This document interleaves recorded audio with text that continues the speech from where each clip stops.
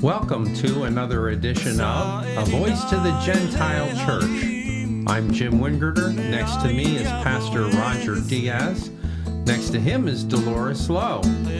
So, Donald's about to be trumpet, and he's made another declaration that he's coming after Hamas especially, maybe Hezbollah too. Yep. Yesterday he warned that all hell would break loose if the hostages were not released by Inauguration Day. He didn't say what hell was, or, he didn't elaborate, but it's interesting, right? Much more different from Biden with his passive. Right. So passive, yeah, but this administration has been aggressive towards Israel. Oh, yes, absolutely. Behind the passive scenes. About supporting the release of the hostages, right? Right. May still be most concerned about American citizen's. Well, no, even with the Jewish American citizens, our State Department didn't do much. Well, those that are American citizens would be dual citizenship. Right, but they didn't do much. They haven't done anything, Well, the Biden really. administration reflected the typical anti-Israel position, right? Yep. Oh, they're Americans, but they're also Jews. Right. I mean, remember, they put pressure on Israel. Yeah. They even invented that there was a deal on the table and said that Israel refused to sign the deal, when in reality there was no deal, right? Right. Hamas did not want to negotiate. Right. So They still don't. yeah. Well, Trump's going to have some effect. There's no question about that. Hamas is still trying to play hardball, and it's amazing that they're being empowered and emboldened by the UN. Right. Who is being emboldened by the Biden administration. So that's going to come to an end real soon. There's a major shift happening in the world where people are coming away from that lunacy of leftness and beginning to see things a little differently. So maybe we can talk a little bit about that. Yeah.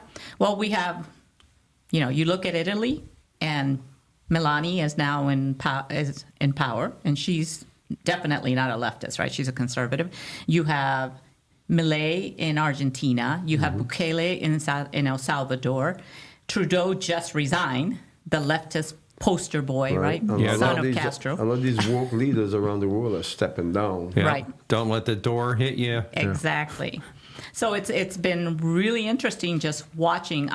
Stammer in the UK is in trouble because he's allowed the migrants to run wild. Yesterday I saw an article where in the UK a man was put in jail. 2 men were put in jail for Facebook posts, and they each served like 3 months. And then there was a migrant who raped a 12-year-old, and he was let out. I mean, it's the insanity of the left is just unbelievable, right? And here in the U.S., we just had the Lake and Riley bill come forth, right, which basically said that if an illegal immigrant raped, stole, whatever, committed a crime, that DHS was supposed to pick him up, right? It passed, but 149 Democrats voted against it. And I'm sitting there going, what's the logic? I don't understand. It's a lunacy of liberalism, or wokeism, what's now called woke, the woke agenda. But it's the lunacy of radical, leftism. So it seems to be taking a punch in the gut. It seems to be, being beaten back in many places. Not only in politics, but in Hollywood. Yep. In the media, even a lot of people who were staunch leftists in the media are beginning to turn away from that ideology, and they're doing it with a sense of being liberated. Yep. Even Jennings at CNN admitted that they covered up Biden's mental decline, right? So I think it's only a matter of time before the View goes down. Oh, and they change their point of view. I will dance on that day. What a wonderful day that would be. I heard one of the hosts on the View made some incredible statements. Yeah, Sonny Hosteen equated January 6th, mind you, January 6th here in the U.S. to World War II. I so don't watch that show. I don't even know who that is. Thank God. She is a black attorney who went to Harvard. Isn't she Puerto Rican or something? No, she's that's the other one. African American. Yeah, African American who went to Harvard, has never lived in the slums, never anything like that. Right, no experience in the real world. Exactly. And she spouts the most unbelievable things. So what she said was that January 6th here in the U.S. was equivalent to World War II, the Holocaust, and slavery and chattel in the U.S. It's amazing. Yep. And they get away with saying those things. Mm-hmm. It's mind-boggling. You know, the irony is, and this I've spoken of before, and I'll say it again. That January 6th thing was all contrived. Yep. It was the Democrats on an extremely high level that coordinated a lot of that. Yep. I'll never forget the video of the security escorting these revolutionaries through the house of which house is it? It was the House of Representatives, yeah. He was escorting them through it and pretending to be fleeing from them, but beckoning them along. Listen, the whole thing was contrived. Who was killed? One person was killed by a security guard. So 2 people were killed by the Capitol Police. Right. 5 people died on the government side. However, one died from COVID. it was a disease. Yeah. And 4 of them committed suicide. So my question about that is, why did they commit suicide? Maybe they knew something that they were terribly upset about and couldn't talk about it, or maybe they didn't actually commit suicide. You understand what I'm saying? So that whole thing was an extreme cover-up. Oh, yes. And I think high-level government officials were involved in that. And so now you have these people in the media and I think they know the truth of it. Well, I mean, if I can look at the same day it happened, I looked at video footage that was coming out. To me, it was obvious that there were a lot of actors in the whole thing. 1, 2, it was obvious to me that it was put together. So here we are, 4 years later, and the media is still lying about it. These people are lying about it. Well, last week, was it last week or the week before, it came out that the FBI had informants in the crowd. Of course. And those informants were trying to rile things up, people. Right? So it's just a matter of time. If Kash Patel gets in there and he becomes the head of the FBI, all this is going to be... You remember the guy with the horns and Yep. He wasn't a conservative. Yes. He was one of these paid-for actors that went around doing these things, in all the different rallies and so on. And yet the American people would not put their foot down and say, you people need to stop lying. Right. Well, it's fascinating also that Zuckerberg came out and said we're not going to fact check anymore. Oh, that was going to be my good news, but we may I'm as sorry, well cover but, it. No, we can but the cover it reality now. is we weren't fact checking before. We were manipulating public opinion. Yeah. So Zuckerberg came out and admitted that the FBI and the Biden administration pressured him into censoring people, right? Right. And I won't doubt that. Yeah, and he said that they're going to make changes because free speech is important. So he outlined 6 changes that he's going to make. They're going to get rid of the fact checkers and replace them with community notes. So if you go on X and you post something on X, right, and people can comment and give context for what you say. So if you lie, you'll get a bunch of people saying, yeah, but the truth is this, right? It's not fact checkers, right? And until he gets rid of his fact checkers, he's going to move them out of California to Texas because he said that people in California are too biased. They're also going to simplify their content policies to get rid of a bunch of restrictions, right? Like you were restricted on COVID post, immigration post, gender post, all that kind of stuff. So they're going to get rid of that. He's changing the way they enforce the policies to reduce what he's calling mistakes. What it really is, he said, that they had instituted the policies at the tightest level, right? So you could post something that was true. However, if it even resembled, in their opinion, that it was wrong, it automatically kicked it out, right? He also says they're bringing back civic content, which means all your friends that you haven't been able to see on Facebook and you get they're all coming back. Because what was happening is if Roger posted a bunch of stuff that Facebook disagreed with, Right. they wouldn't let me see any of his posts. Right. And only limited people would see his post. I put up posts about Israel and they went to like 5 people. I put up posts about my family and they went to 300. Mm-hmm. I mean, it's a given that somebody's behind the scenes manipulating that. Yeah. And then they said they're going to work with Trump. Okay, one of the problems that Facebook, Instagram, all those people have is in foreign countries like England. In England right now, you can go to jail for a Facebook post, right? And they're attempted to do the same thing in Australia. Right. So they're going to work with Trump to fight against that, right? Yeah. And then finally, Well, England's one of the reasons why freedom of speech is so important to right. us. Yeah, absolutely. So, I mean, he's going to institute a whole bunch of changes, but my problem is he was a coward. Right. Right? That's what it boiled down to. Right. He was a coward because he allowed the FBI to come in and say, well, you're going to mark this as disinformation and misinformation, or we're going to come after you. And he choked, right? Yeah. Well, I think he's seeing now on the right, there's strength. There is boldness to take a stand and not capitulate. But does that he's mean liking that? Does that mean that if the left comes back into power, he's gonna bend Well, again? we'll see. Sure. We'll see what he's made of. Right. We gotta give him the benefit of the doubt that he's waking up to a new way, like Elon Musk. Yeah. That he's So- waking up to a different way of looking at life in general, perhaps, and we'll see if he sustains. Yep. So then, But he's doing good things. yes, he Yeah, is. he's I doing mean, good I'm things, very yeah. happy. I will welcome seeing more than 3 of my friends on Facebook. Yeah.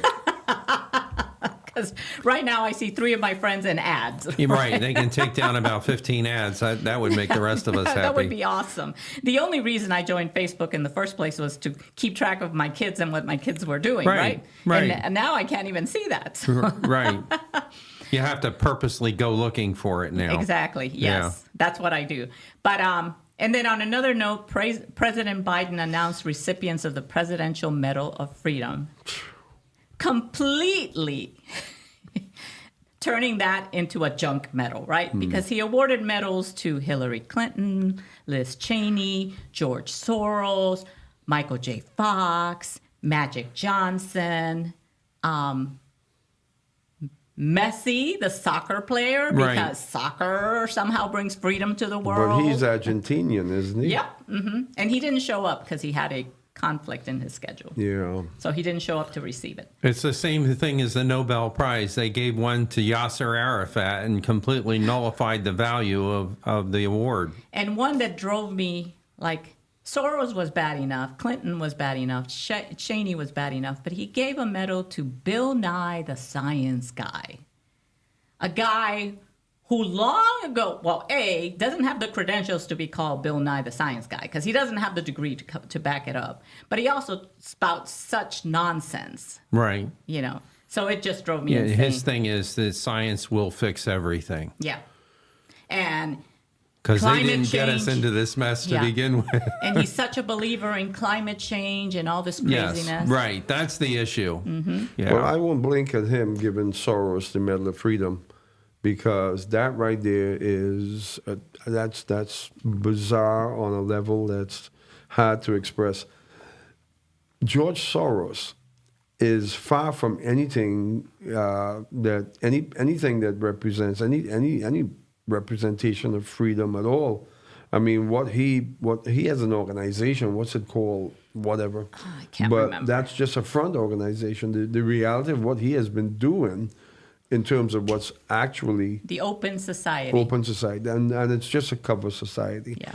What he's been actually doing, his agenda has been anti-human, entirely anti-human. How can you promote the idea that there needs to be depopulation and the world population needs to be right-sized, sustainable growth down to 500 million, and then say that person deserves an award of freedom? How could you possibly come to that conclusion?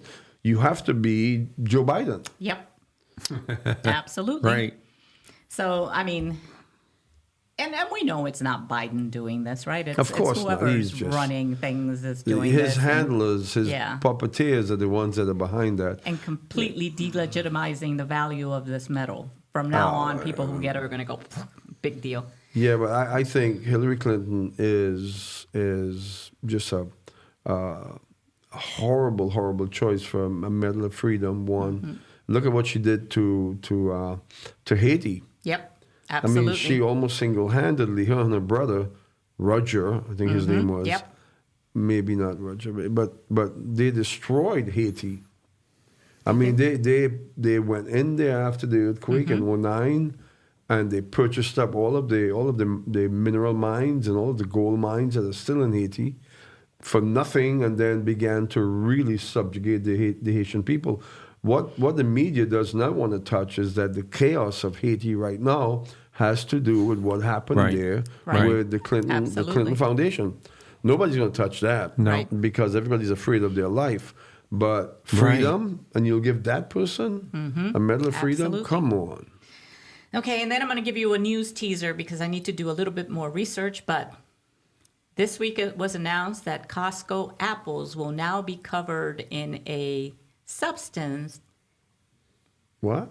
designed by Bill Gates Oh, to help them extend their shelf life. So gotta run out and get some apples from Costco. no, personally, I won't be touching Costco apples. What in the world? So, because it is Bill Gates, right? The man who went to Africa and raped Africa and is doing it again. And pushing sustainable growth. Exactly. So, somebody who wants to kill off a large chunk of the population, I don't want him touching my food. What in the world? Yep. Where did that information come from? That's actually, I should have pulled it up. That was actually announced this week. Well,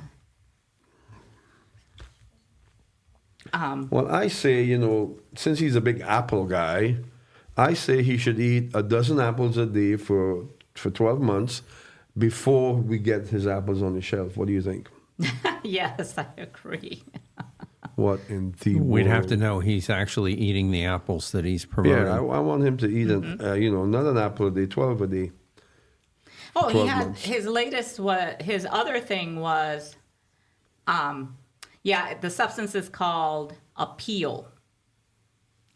So it's a plant-based protection that helps produce stay fresh longer, and the coating works by slowing down moisture loss and reducing. That's what they say, oxidation. And you're supposed to eat it? Yep. Yeah. So it's actually on the Bill and Melinda Gates Foundation. It's also on Reddit. It's on Ground News. They still have a foundation? I thought they're divorced. They are, but they still have the foundation. Now, she's giving the money away really fast. She's been doing a lot of philanthropic gifts. He's not so much. She was famous for sporting upside-down crosses. Yep.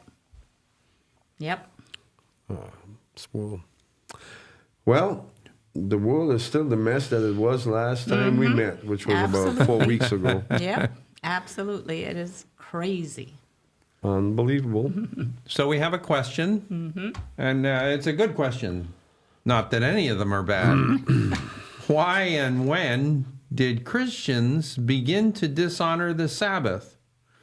Is there some specific history that can paint a broader history of how this happened?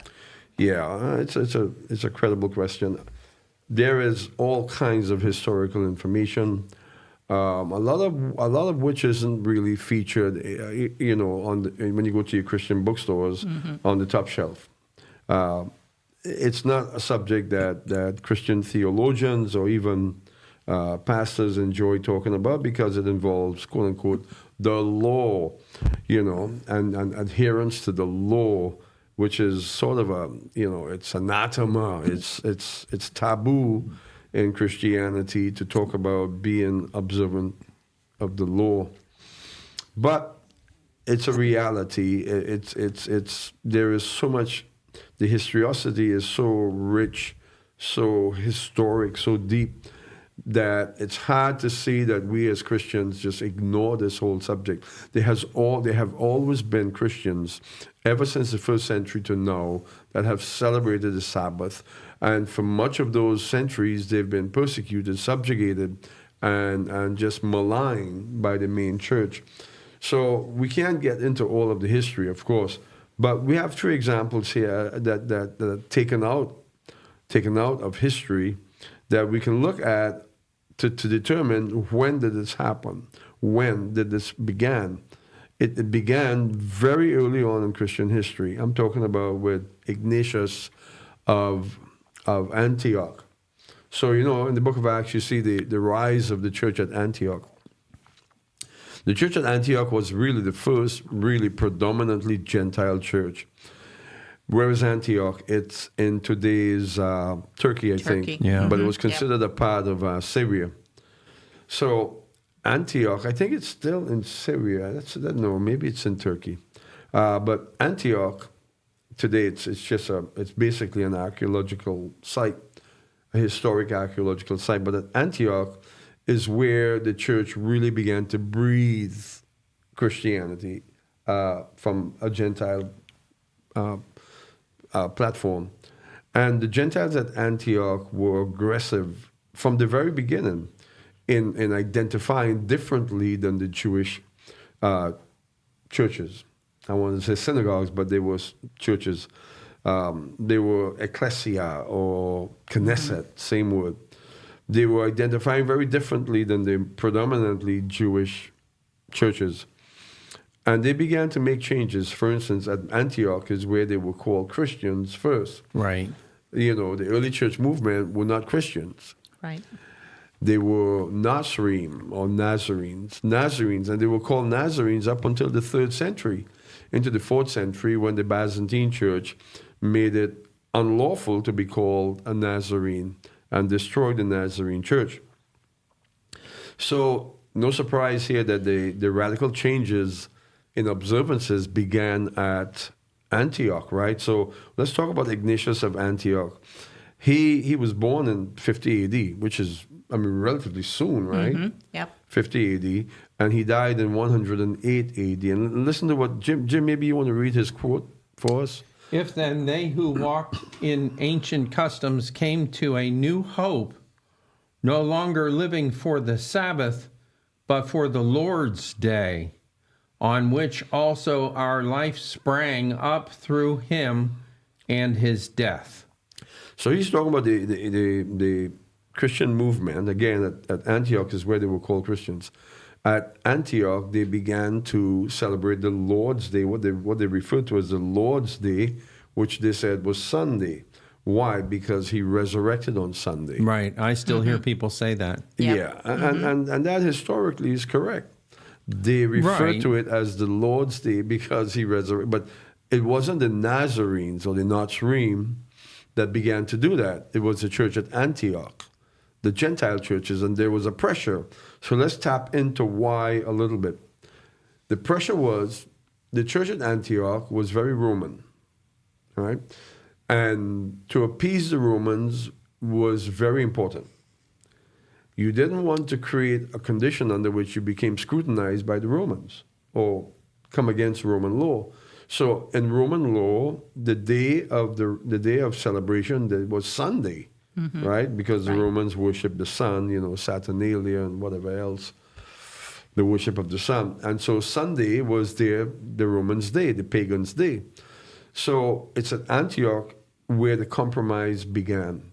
We'll just celebrate it on the same day that we are historically, considering the day of celebration. And it was done because it was fear. It was initiated by the fear of drawing attention from Rome. Again, in Antioch, the church was predominantly Gentile. So for them to say, we're not going to celebrate on the Saturday, on the Shabbat, we're going to celebrate on the Sunday and call it the Lord's Day, then we're appeasing the Romans. Now, they call it the Lord's Day, but I'm convinced that when John in the book of Revelation, in Revelation chapter 1, verse 10, said he was in the Spirit on the Lord's Day, I'm pretty sure that John, the Jew, the son of Israel, was talking about, Shabbat. Mm-hmm. That's debatable, right? But he referred to himself being in the Spirit on the Lord's Day, which I am convinced, again, is Saturday. it was again Ignatius and the church leaders at Antioch that began to say the Lord's Day is Sunday because of the resurrection. Now, it's apparent that the early church did business on the first day of the week, because we see in the book of Acts that on the first day of the week they took care of the money issues. Mm-hmm. And why on the first day of the week? Because on the last day of the week, on the Shabbat, they did nothing with currency, with money. They didn't touch it. Mm-hmm. Because that would have been considered work-oriented. Right. So right. that was happening in Jerusalem in the early church. Now, remember that Jerusalem was still very Roman, under the yoke of the Romans. And so on the first day of the week in ancient Jerusalem at that time, you had certain opportunities that you wouldn't have on a Monday or a Tuesday, because the Romans were taking their rest. They were celebrating their pagan god. So the church that was very Jewish in Jerusalem still had the opportunity to rest and do other things on the Sunday, but they didn't work on the Shabbat. You know, we here at Fellowship Church, we observe the Shabbat, we celebrate the Shabbat. We don't do anything with money on the Shabbat. Right. Right. Right? I discourage that. In fact, I don't even want to talk about financial issues on a Shabbat. Many times people come to the congregation to ask for help, and I would tell them, come on Sunday. Why? Because Friday night is the Shabbat. We don't deal with those things on a Shabbat. So the early church functioned just like that. At Antioch is where this whole mess really began. So now we're talking Antioch with Ignatius. Obviously, this was grounded at the church at Antioch, and it began to nexus with some of the other churches that were predominantly Gentile, like the church at Nicaea, Rome, and the other churches that were predominantly Gentile began to adapt the same attitude towards Shabbat and Torah in general. Remember, Paul had a huge problem with the church at Rome. He wrote that letter to navigate through the fact that the Romans were saying, we don't need Jewish law. They were antinomians. Right. They were saying, we don't need that law. Right. And Paul saw it as an apostasy, and he called it as such. It troubled him. That's why the book of Romans was so in-depth, because it was a deep, deep troubling issue for Paul. But all of those predominantly Gentile churches began to reject, quote-unquote, Jewish law. And so that led to the Council of Nicaea. By the time, 325 AD, by the time the Council of Nicaea came about, the Sabbath was on the line. It was on the chopping block. But then it was made certified at the Council of Laodicea, which was in 336 AD. So I have a quote here from that council. Jim, if you can read that for us. Christians should not Judaize and should not be idle on the Sabbath, but should work on that day. They should, however, particularly reverence the Lord's Day, and if possible, not work on it, because they were Christians. See that? So this person, this quote comes from someone who's very affirmative about what he's saying. They are Christians. They should work on the Saturday and not on the Lord's Day. So by this time, the Lord's Day became Sunday. Right. Even though the Lord's Day historically is the Shabbat. And that's clear throughout the Bible. So at Laodicea is where they began to make bold strides towards taking the position that the church, or that church, remember, this is the church in the limelight. You had many church movements that were not in the limelight, that didn't have the spears and the knives and the swords, but they were out on the outskirts, fringes of the Christian world, that were observing Torah, that were celebrating the Shabbat. They were under heavy scrutiny and subjugation, but they existed.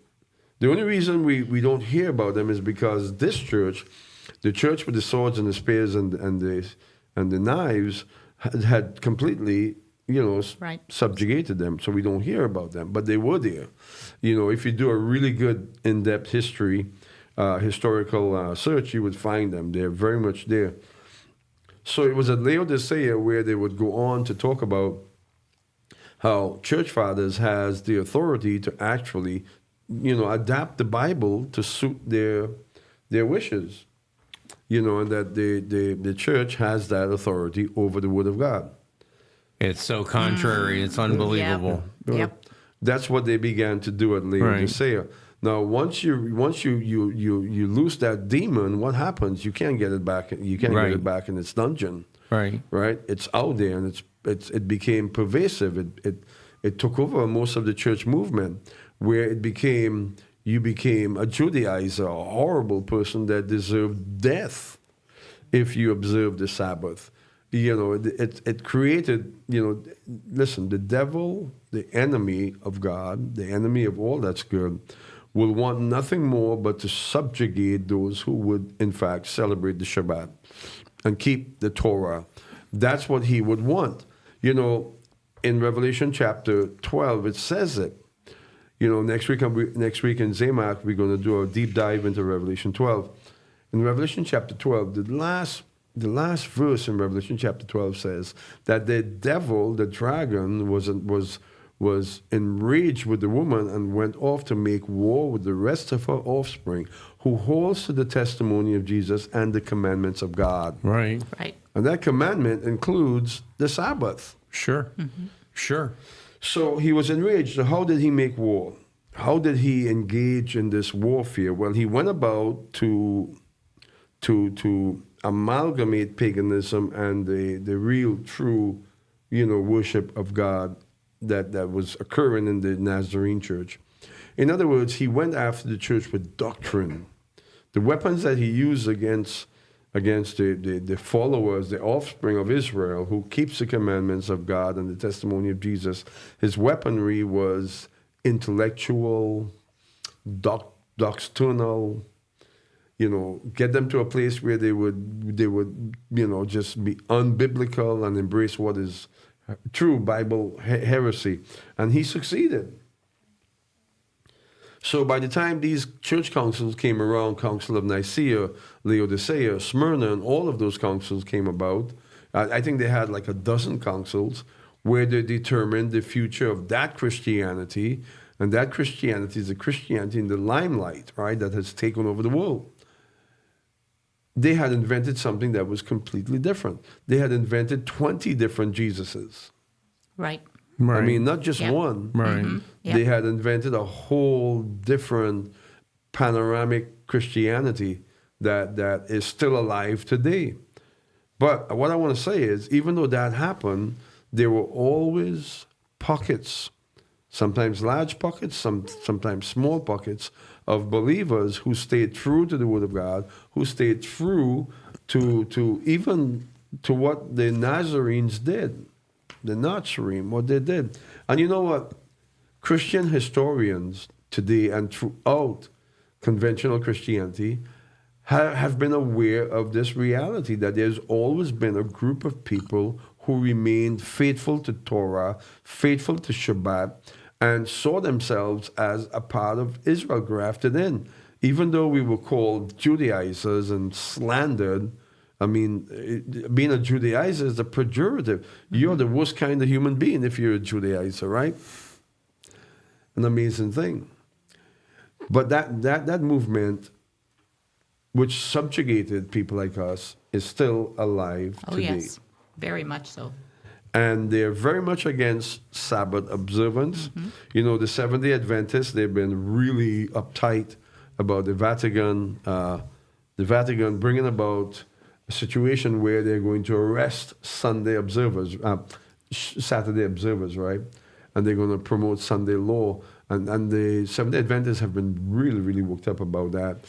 I don't know if that's going to happen. I know the Pope has made some statements about Sunday law. I don't think his arm reaches all the way over here in the United States. Well, we don't know. But he always makes all the these Jesuits, weird... the Jesuits are quite powerful. Georgetown is active.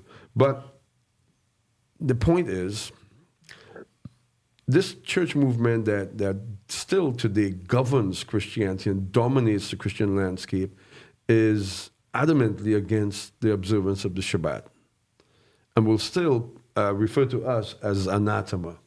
Right. And we know what the end of anathema is. That's all right. They're anathema to us. Well, to the Bible, actually. Right. So you have this incredible picture by Laodicea in 336 AD.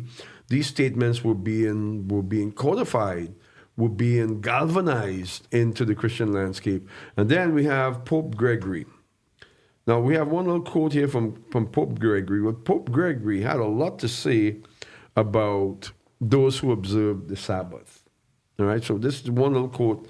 And Pope Gregory lived from 540 to 604 AD. So let's hear what the Pope Gregory had to say. It has come to my ears that certain men of perverse spirit have sown among you some things that are wrong and opposed to the holy faith, so as to forbid any work being done on the Sabbath day. Now, that's just an opening statement. He had many statements about Antichrist and that those who keep the Sabbath are reflecting the spirit of Antichrist. Now, even Pope Gregory at that point didn't refer to Antichrist as an individual. He knew that Antichrist was a movement, but he was tagging the Sabbath observers as the Antichrist movement, which is kind of what the liberals do today, right? Exactly. Same tactic. Yep.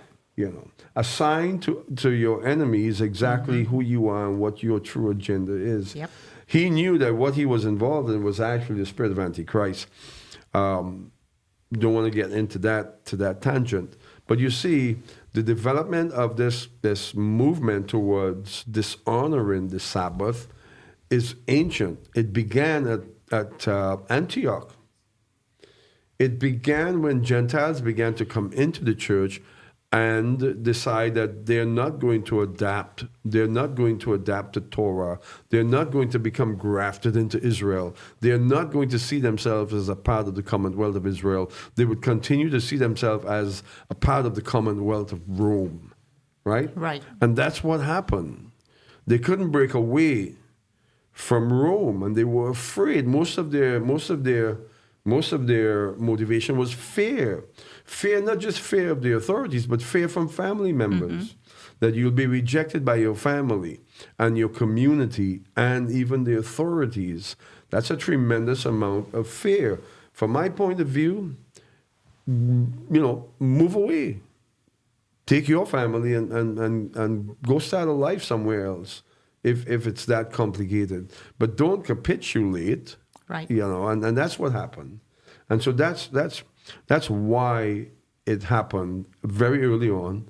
And once the devil got his hands in it, once he began to lever that whole thing as an implement, it's too late. It's done. Everything that will come from that Orthodox church movement, that conventional church movement, is going to be corrupt. Right. Concerning God's law, it's the apostasy that Paul spoke about. Well, the sad thing is they lost a certain connection because the Sabbath is more than you're going to rest or not rest on the Sabbath. It's really an echo of Genesis, right?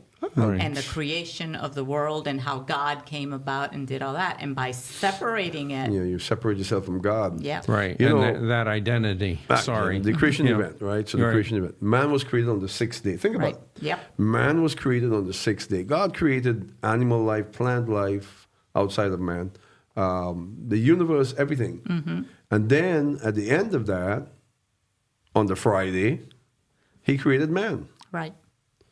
And then he introduced the Shabbat. Right. So if you take the literal day creation, which I do, then man was created. The next thing he knew, he was being ushered into Shabbat. Yep. So that's why Jesus would say that the Shabbat was made for man, and not man for it. So it is for our pleasure. It is for our service to God. We worship God when we honor this Shabbat. It is what he gave us as we were created. The Shabbat became the air that we breathe. As soon as we came into existence, We breathe in the Shabbat. Yeah. I still remember my first Shabbat in Israel. And I'm like, why did we ever give this up? I couldn't understand it. I mean, it's such... But it's so hard to keep it here. Yes, it is. And Yes. you need the whole culture to be engaged in it in order for you to really Right. reap everything that you're supposed to reap Okay, from so it. let's speak now on a metaphysical level. There's something about Saturday. Apart from it being this Shabbat, we know that because we know the Word of God. The very day is special. Even in the animal kingdom, the beavers, for instance, the beavers in the wild, they don't work on a Saturday. That's real. Wow. Many of the animals, they don't work. They don't forage. They don't hunt on a Saturday. There's something special about a Saturday. Chicago wrote Saturday in the Park, right? You know Yes, that song? Yep. right. Mm-hmm. And the song basically reflects that there's something special about Saturday. Now ask yourselves honestly, even when you were in the world, wasn't there something special about Yeah, Oh, Saturday? yeah. yeah. First day you could sleep in. But apart from that, there was something, Yeah. there was an air. That's why I said on a metaphysical level. There was an air about Saturday. You can feel it. You can know it. Your soul. It's as if the human soul resonates with the reality of God's Shabbat. We know it from deep within. That's my testimony. There is that Yep. reality that Saturday brings with it a certain feel, it's God's Shabbat. And the human soul wants to rest on a Saturday. That's what we're designed to do. Man was created, and then came the Shabbat. We were created for that, but not for it, for us. It was created for us, and we were created right into it. So we know it on our most basic DNA cognizant level. We know the Shabbat. Even the animals know it. So God's Shabbat, the devil will violate.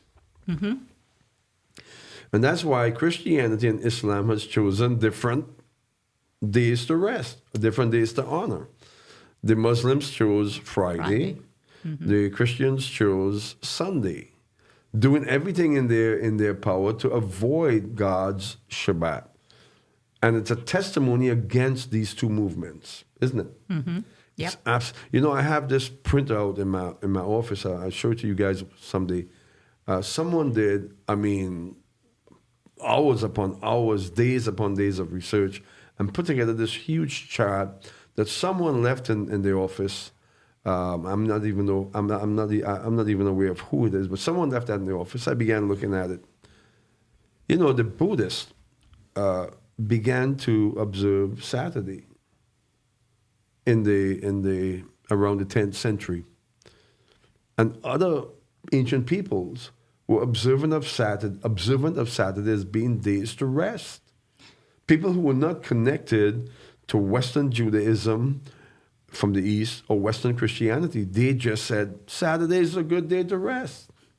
It speaks to the reality that there is something about Saturday that makes Saturday special. Well, and those are faiths that try to align themselves with the cycle and rhythm of life, right? That's what Buddhism tries to do. And so their fingers on the pulse in that regard. Yeah. There is, you test it, there is something uniquely special about that day. And it's not complicated, it's simple. God created man, and then he gave man the Sabbath. And the animals are aware of it. It's astonishing.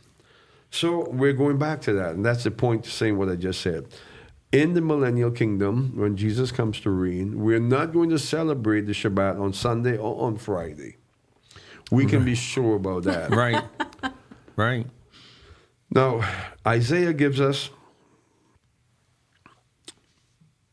a pointer here, not a whole chapter, that points to the reality that during the millennial kingdom there is going to be the observance of Shabbat. but there should be a people that will be doing this. No, we who are in Messiah, we should celebrate Shabbat. There should be no reason. I mean, I have a couple points here, right? Overwhelming evidence that the early church did. Throughout church history, Shabbat was observed. We are grafted into Israel. And listen, if we're grafted into Israel and they are observing God's Shabbat, then shouldn't we observe the Shabbat? Again, the conventional church has presented a different argument. Right. And it creates, back to that point, it creates a dividing point between us and the Jews, right? Yeah. Because now there's a wedge. Well, we're not going to rest on Shabbat, but they do. So it's sad. And that's what that's what the devil wanted to do. That was his end game there with Shabbat, to create a division, a wall between Christians. But you see, conventional Christianity, Orthodox Christianity, I don't consider Christianity. Right. We will call Christians first at Antioch. So let them be Christians. Yeah. Yep. We would continue to be Nazarenes. Yep. I have no problem with that. Let us continue to be Nazarenes. You guys can be Christians if you want. Be Christians. Right. If the Pope's a Christian, Yeah. I'm not. Right. Yeah, that's one of the problems that I have. People ask me, what religion are you? And I'm like, oh, how do I explain this? Yeah. So if you define being a Christian as someone who follows Jesus, then Right. I could say I can identify with that. But let's discover which Jesus you're talking about. Right. And of course, that goes off in a whole different arena of discussion. If you're talking about the Jesus of the Bible, then I'm a follower of Christ. Christ, the word Christ here being Moshiach. I'm a Moshiach-ian. No, I have no problem saying I am a Nazarene or a Nazarene. I have no problem saying that at all. I feel comfortable doing it. A Catholic historian in the 5th century came right out and said it. For the first 400 years of Christianity, Christians were called Nazarenes. And he came right out and said it. And it's true. It's absolutely true. So the quote-unquote, the Christian movement of Orthodoxy, of Nicaea, the Byzantine Church, I want nothing to do with that. Right. Right. Because that's the same movement that marched into Europe, destroyed the Gauls of France, ravaged the Celtics, forcibly convert millions. That's the same Christianity that came to the Western world and destroyed the Calusa Indians of Florida. And all of they were not Indians, but all of the indigenous peoples suffered at the hands of that Christianity. Mm-hmm. I was doing research on De Soto, the conquistador, Hernando de Soto. Mm-hmm. Oh, what a murderer that guy was. The irony is... all of them were basically... The irony is he was Marranos. He was a crypto Jew. He was a crypto Jew. That came out. But he was bloodthirsty. He was forcibly converted, but secretly and stuff. And he was carrying the cross around, but he was imposing upon these Aboriginal people that Christianity, and if you don't accept it, you die by the sword. And millions upon millions of indigenous peoples and the Calusa and all of the other Indian tribes died because of this guy, and because of who he represented or what he represented. So don't you think that's part of his forcible conversion? It's like anger. I was made to do this, so by golly, absolutely. you're going to do it. Absolutely. Ignatius de la Royale, that horrible, Jesuit, the founder of the Jesuit movement, he had a lot of hate built up in him, and he had no problem introducing the occult into Christianity because he was hateful. Many of the conquistadors were actually taken by children and from their parents and forcibly converted to be Catholics, and they lived very horribly bitter lives. Mm-hmm. Columbus was different. He was not like them. Vasco da Gama was another one who was a horrible conquistador, Portuguese though, And he did the same thing. I mean, he came back to Portugal after he just ravaged the Indian coast, the Indians, and came back as a great hero. Killed hundreds and thousands of people, perhaps. So that Christianity is not what I identify with, and that Christianity does not identify with God's Sabbath. They identify with the Roman Sabbath. But God is preparing a people right now in the world that will fully embrace God's Sabbath and are embracing God's Sabbath, and they will be the people that will usher in the kingdom. They will be the people that will serve God in a special capacity during the millennial kingdom. These will be the priests. You know, we're going to read here, I'm going to read Isaiah chapter 56, 1 to 8. And we're going to see here that God is preparing for himself a people from all the nations that will, one, identify with Israel strongly, that will want to connect themselves to Israel indelibly, and will keep the Sabbath faithfully. And that's what we're going to see here. God is preparing that people, and people like us are, in fact, first fruits of that movement. We are the priesthood that will serve God during the millennial kingdom. A word here is used for people like us, and the word is saris. And a rough translation of saris in Hebrew is eunuch, but it's not really eunuch. The word saris, a good English word for saris is chamberlain. So yes. God's going to raise up a people. Saris is what they're referred to, and again, it's translated eunuch. But a eunuch is a chamberlain, right? Mm-hmm. Someone who is trustworthy, right. Someone who is faithful to the king. So I had looked it up, and I had said court official. Court official, as a priest. Right, a priest, a chamberlain, someone who is trustworthy. That's the point. So God's raising up a people, saris, who are trustworthy, who the king can trust in his court. And that's really the essence of it. So I'm going to read here, Jim, chapter, my voice is sort of feeble, but I'm going to read here chapter 56. Now, I want our listeners to identify here who's being referred to. I'm telling you, it's a movement of people that's going to be Sabbath observance, celebrating God's Sabbath, and will be considered special servants in God's court. Thus says the Lord, preserve justice and do righteousness, for my salvation is about to come, and my righteousness to be revealed. So God is saying, get ready. I'm about to reveal some righteousness here. How blessed is the man who does this, and the Son of Man who takes hold of it, who keeps from profaning my Sabbath, and keeps his name from doing any evil. You see how God relates keeping yourself from evil with keeping his Sabbaths? Mm-hmm. Right? Yes. You see that? Isn't that amazing? Mm-hmm. Let not the foreigner, foreign to who? To Israel. Mm-hmm. Let not the foreigner who joins himself to the Lord say, the Lord will surely separate me from his people. Let not the eunuch say, behold, I am a dry tree. So we are the saris, or the eunuchs, the chamberlains, the priests, the officials in God's temple that he's preparing for all humanity. So we're not to say that we're cut off. We've been separated from our people. Yes.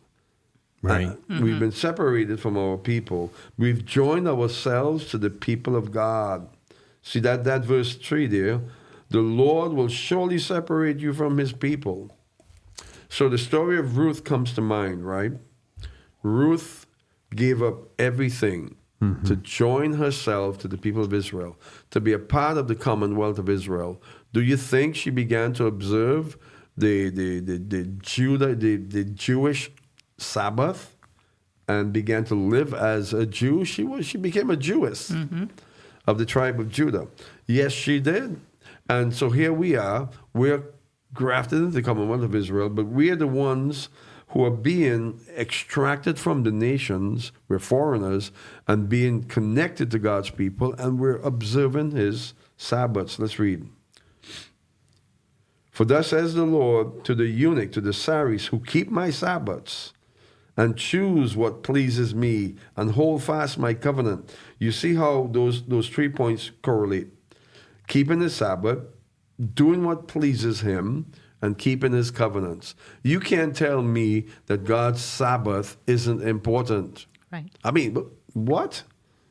It's important. Let's read.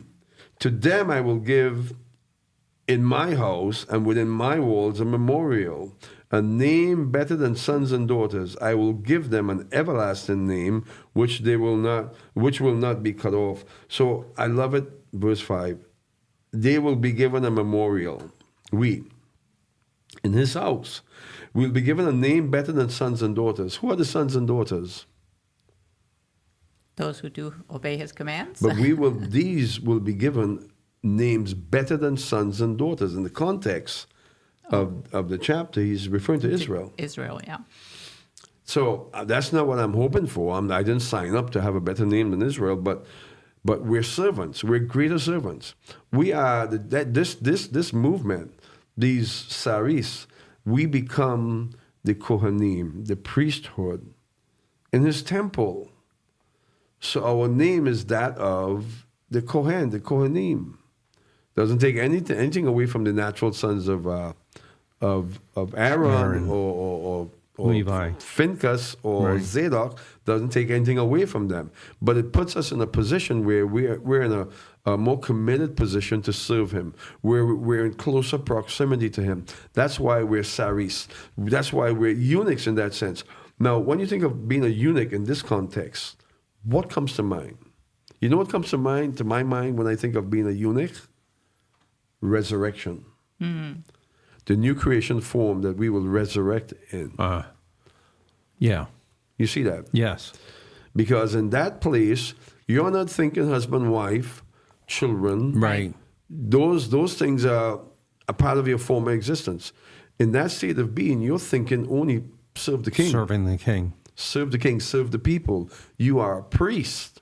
And I don't think it's possible to be a priest on that level without being resurrected. Correct. Agreed. Yeah. Into the new creation form. Mm-hmm. So that's who we are, and that's who we will be. Also, the foreigner who joins themselves to the Lord to minister to him and to love the name of the Lord, to be his servants. Everyone who keeps from profaning the Sabbaths and holds fast my covenant. Again, the importance there of keeping his Sabbaths. But you see, to be his servants.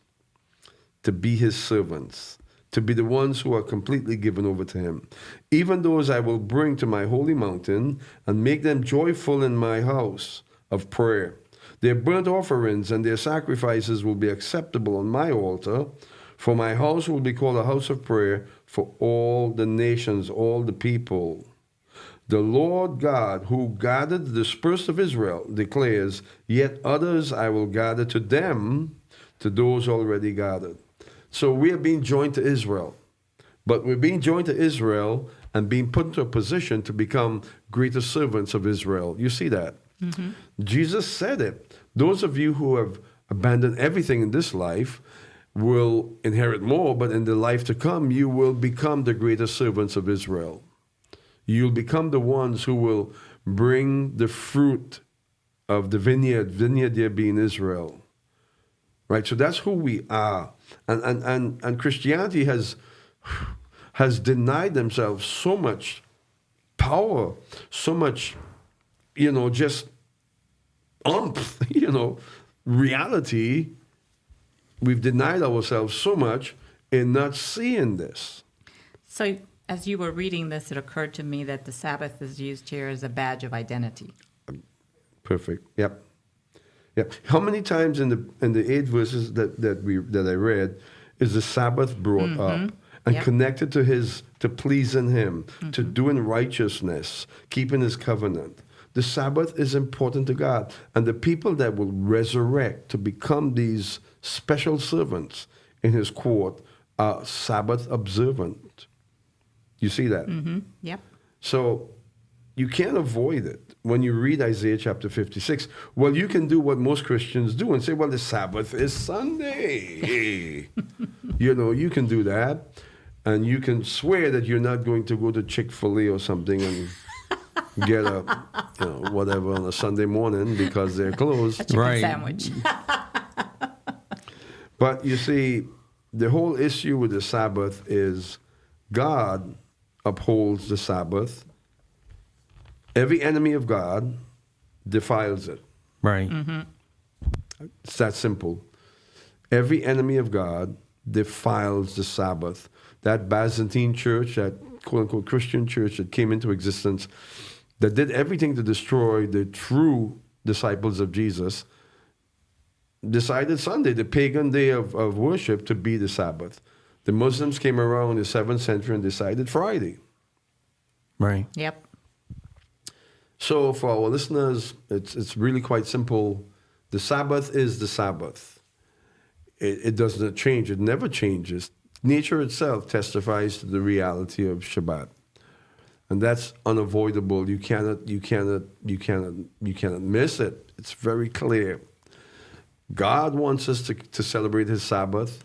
It's not some burdensome thing. You're not under the law. I'm not going to hell because I keep the Sabbath. Really. In Christianity, they say you're under the law. You're in sin, brother. You need to repent. So if I need to repent from keeping the law, it means that if I don't repent, I will be judged unfavorably, right? So is it possible that I can go to hell because I kept the law? From a certain standpoint in Christianity, yeah. Yeah. Yeah. Isn't that absurd? Yes, it is. When one of my daughters was married, we invited a neighbor that we knew that goes to the local Baptist church I won't name right now. And his wife was overflowing with love, but you could see written all over his face he was in pain just being here in the room. And he was sure, because we do a chuppah for a wedding, and he was just committed. We were under the law. We were going to hell. We were anathema.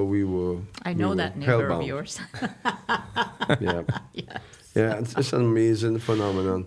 So what do? You just continue to do what God has led you to do. Right. You keep his Sabbath. You celebrate his Sabbath.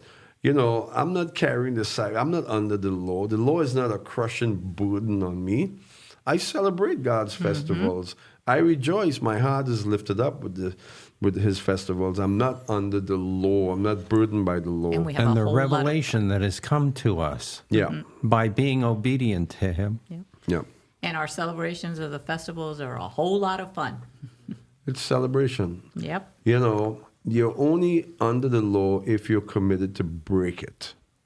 And the people that break the law are the ones who are under the law, strictly speaking. Right. And that's very Pauline. That's very, very much what Paul spoke about. If you're committed to breaking the law, if you cannot keep the law, then the law becomes a burdensome factor in your life. It weighs you down. If I can't avoid doing 150 miles on Red Bug Lake Road in my vehicle, then the law of 40 miles an hour is heavy upon me. Right. It's a burden, and I have to break it. Right. That's the reality of being under the burden of law. You have to get onto Red Bug Lake Road and choose to drive 40 miles an hour because you understand why. Right. You're not just some crazy, adolescent who has to punch the accelerator all the way down. Right. You're mature. You're a mature person. You understand the need to keep the law. Right. You said we don't keep the law because we're under bondage. We keep the law because we're wise. Right. And we know the purposes of God. Right. God put those laws there to protect us. So it's to me, it's not even something that we should argue about. It's not even something that we should be even having a podcast to defend the Shabbat. It's a crazy thing. But it's the way of Christianity. Christianity has chosen this, as we saw in this program, from the very beginning. From the very beginning of Christianity at Antioch, this is what they chose for themselves. Well, that's our program. If this program and this question that we've addressed has raised other questions in your thinking, please share them with us. You can do so the easiest by emailing us at buildupzion.org. voice@buildupzion.org. Till next week, Shalom.